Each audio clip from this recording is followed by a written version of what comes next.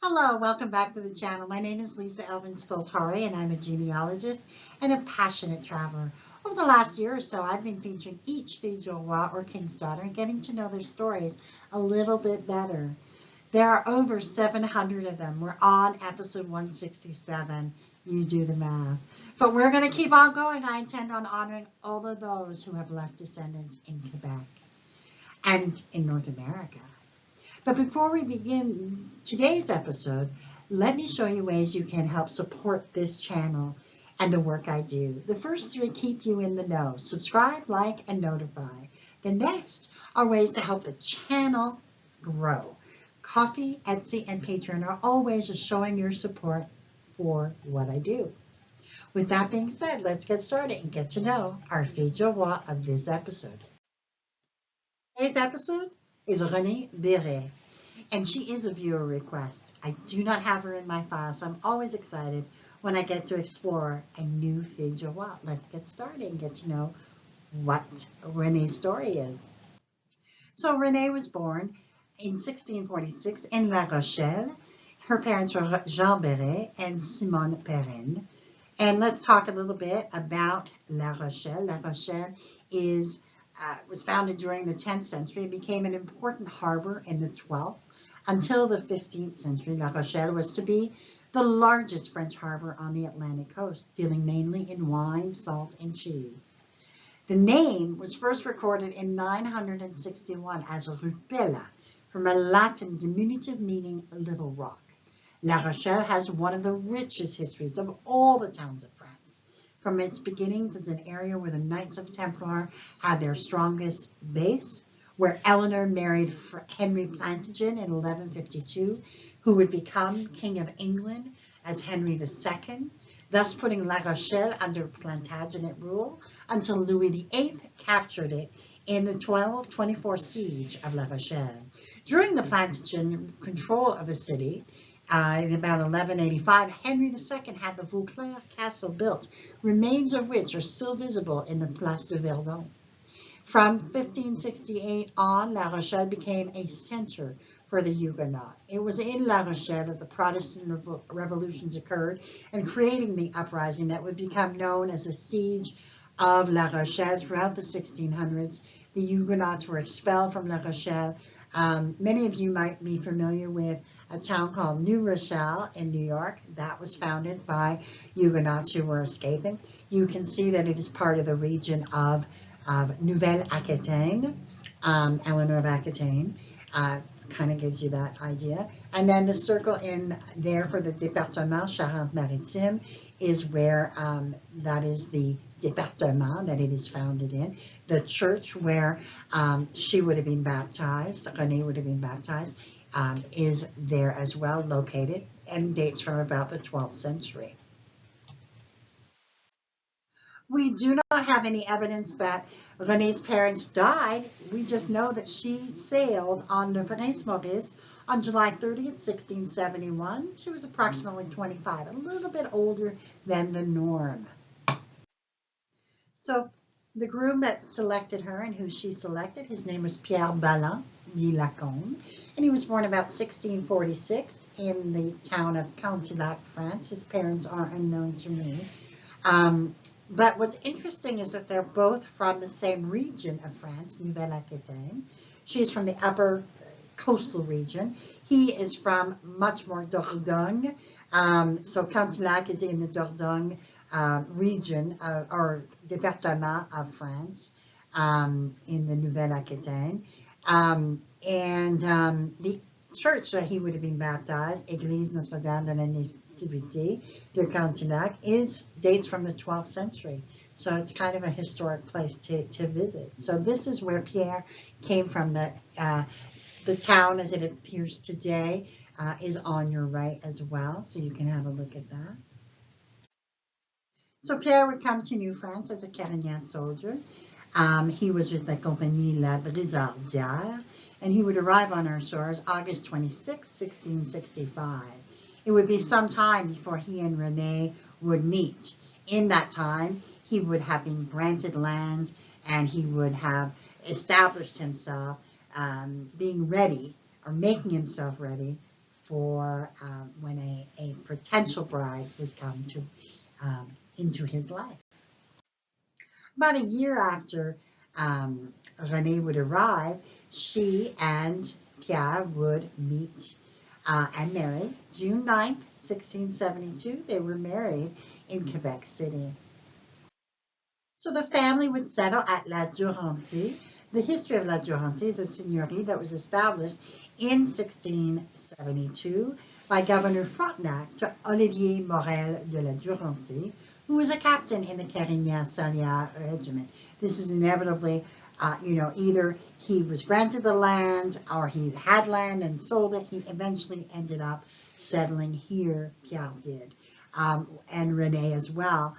This is the 1681 census, so we find him with his children, Marie, 8 years old, Jean, 5, Henriette, 4, Michel, 2, Renee is 5 months. They have 2 goats, 2 bêtes à cornes, and 2 arpents à valeur, about an acre, less than an acre of land. So let's have a look at what their, how the family grows. They would go on to have 9 children. Their firstborn, Marie, would marry Pierre Bissonnette and had 5 children, 3 of whom made it to adulthood. Pierre's mother was a fille du roi, Marie Dallon, which we'll be doing in the future. Marie would then marry Noël Gromley and had 4 children, all of whom made it. Jean-Baptiste would marry Jeanne Mayeux and have 5 children, 3 of whom would make it. And then he would marry Marie Vendette and have 5 more children, 4 of whom would make it. Etienne would marry Marie-Madeleine Brassard and have 3 children, 1 of whom would make it. Henriette would marry Yves Bichette and have 3 children, all of whom would make it. Marguerite would marry Mathieu Guy and have 11 children, 9 of whom would make it. She then married René Duchesneau and had 1 more child who would make it. Michel would marry Marie-Madeleine Journel and have 1 child who would make it. Would marry Marie-Renée Boutet, but did not have any children. Pierre would marry Elisabeth Chartier and have 3 children, 2 of whom would make it. He then married Elisabeth Pépin and had 7 children, 6 of whom made it. Jeanne would marry Jean Coulomb and had 4 children, all of whom would make it. Jeanne's mother was a fille du roi, Jeanne Boucault, who we featured in episode 83. So Pierre would pass away on the 29th of December, 1687. He was just 41 years old, leaving Renee with these children. So what is to be? As is so typical in New France, particularly when the woman has young children, one man dies and another arrives. Let's see who arrives to take, the household into his hands. His name was Jean Bireet de Latreille, and he was born in 1631 in a place called Saint-Martin in Gascony, France. His parents are unknown. Saint-Martin is a French commune located in the south of the Département Gare in the Occitan region. So the Gare, and you can see we haven't been here very often. So this is an area of France that I am not as familiar with, but it was fascinating to get to know it. It's beautiful, beautiful. So you can see on the bottom left, the area of France, so it's almost into Spain. And then we have, inside that, we have the Département Gare, so it's kind of like poking into the Nouvelle-Aquitaine. But what was really neat is Gascony is the land of d'Argent, who inspired Alexandre Dumas' character in The Three Musketeers, as well as the land of Cyrano de Bergerac. And it's also home to Henry III of Navarre, who later became King of France as Henry IV. So it's got so much history. I love this thing. This is the church that he would have been baptized in, and Église Saint-Martin. And this is just kind of like when I Googled it and I said, show me this place, this is what came up. I mean, is that not beautiful? So this is the area that you can just feel the richness. So let's have a look at And by the way, Saint Martin is very rural, and it has a population today of about 458 people. So it's kind of, stuck in time, if you will. So let's go and see when Jean and Renee marry. So we do not have a marriage record, but we know sometime in 1688, Renee married Jean.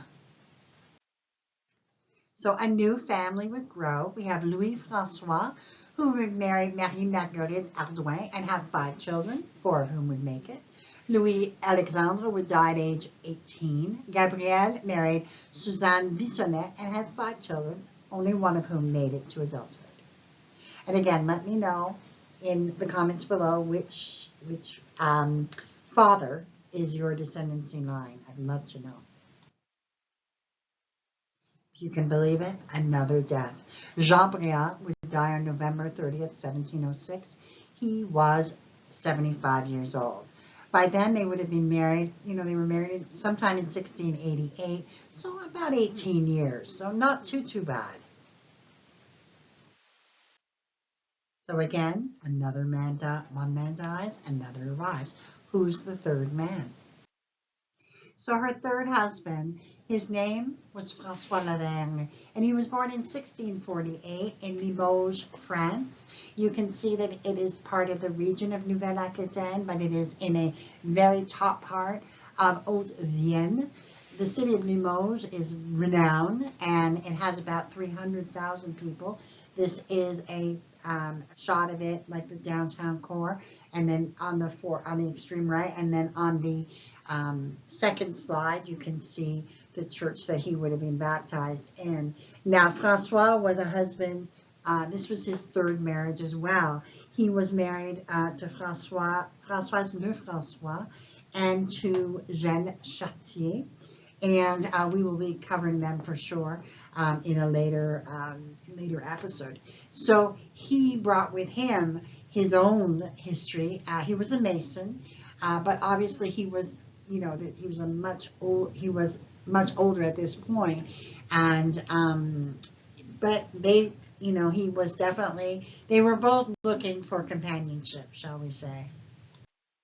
So François and Renee would have been married at l'Église Saint-Michel, at Saint-Michel in April 15, 1709, for both of them a third marriage. Sadly, they would only have 5 years together. François would pass away first on June 27, 1714, at the age of 66. Renee would follow him less than a year later on March 14th. 1715. She was 68 years old and had survived 3 husbands and lived such an incredible life. She would have 112 descendants as of 1729. Just remarkable lady. As always, I always like to talk about the resources I use to prepare these videos. La Société des Filles du Roi, the Quebec Genealogical Society. We have Nos Origines, we have Facebook, we have Migration, and Généalogie Québec, which I could not do my work without, which I love. Love what they do. And anyone who has other, sources that they use for Filles du Roi research, please let me know. With that, we end a remarkable story of an incredible woman. Episode 167 brought us Renee Bireet, who not only, as I said, survived 3 husbands and had 112 descendants by 1729. She just kept on going. And sometimes in life, it really is enduring. The secret to life is enduring. And she just kept on going and kept reaffirming. And even in the last part of her life, I mean, she was in her 60s, she said, no, I want happiness. I want to have someone to share my life with. And I just think it's remarkable that she was able to sustain and have, she had like, I guess, 12 children in all. Just remarkable. So I'm amazed by her, and I think that her story is wonderful. Certainly was a challenging life for her to constantly have these kind of hardships. But I think she was definitely a survivor. So we can thank her so much, and I'm sure my viewer knows that feeling of endurance that probably runs through her DNA. So we thank Renee for her contribution, for her sacrifice, for gracing our shores, and we bless her memory. Until I see you on episode 168, I will say au revoir.